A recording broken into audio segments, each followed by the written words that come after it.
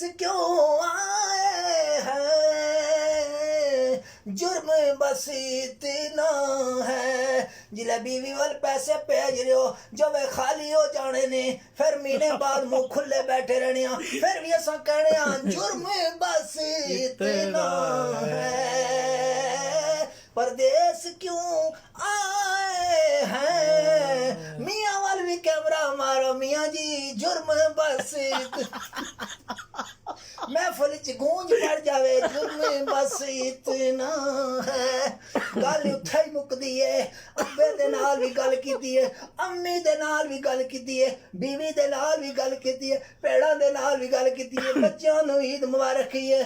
फिर असां गल उत्थे ही मुका दित्ती, जुर्म बस अब्बा जान इतना है, परदेस क्यों आए हैं। एक बार यार जूम के पढ़ो यार, हूँ तुसां रोटी खिलाई यार, खुदा दे बंदे हो उच्चे कह दे यार, मौलवी तो खाली जोर लवांदे हो, मौलवी तेन चाह पिलाना पार पार और हाँ जुर्म बस इतना है,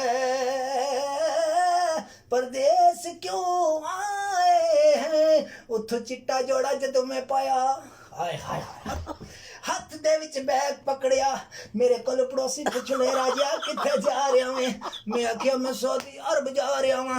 मैनू कले ला ला के मिलने बड़ा खुशकिस्मत है, तू उत्थे जाके मक्का भी वेख से मदीना भी वेख से। मैं आखिया अल्हम्दुलिल्लाह, मक्का भी जा सो मदीने भी जा सो, मैं ये दो जगह देखिया, खुशकिस्मत नसीबां वाले जगह देखने।